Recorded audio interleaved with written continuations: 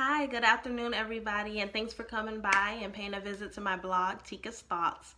I have a quick blog for you. I had a request from a viewer, and they said, hey, give some tips on planning for a wedding. I'm getting married. Oh my gosh, stressful. That's what I'll tell you about wedding planning, stressful.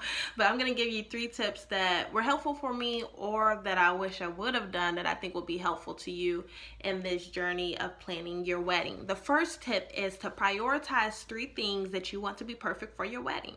3 things. That can be your music, that can be your food, that can be your cake, your dress, your pictures, whatever that may be. For me, it was my cake, my dress, and my pictures. I was like, these are the things that I want to spend my money on. This is what I want to be off the chain at the wedding.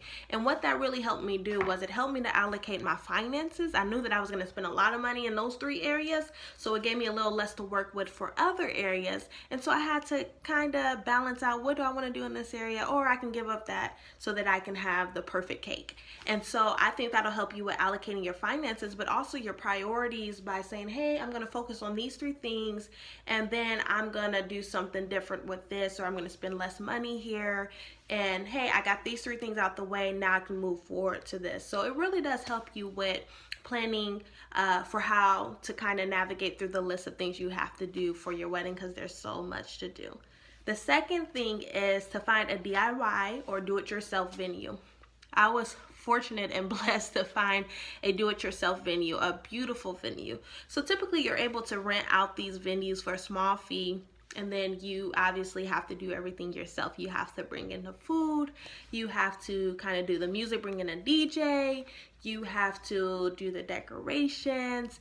My venue was able to provide chairs and tables at an additional fee. A lot of venues do this, but some may have you bring in your own chairs, your own tables, so just be aware of that.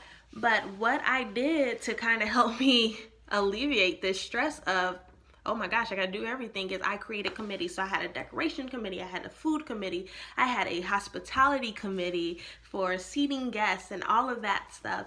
And we would have conference calls, and I would say, hey, this is my vision and this is the money I have to work with. Can you make it happen? And so that was really helpful because I didn't have to plan the entire wedding myself. I had this great team, these great committees to help me with that. So I would truly recommend you all do that.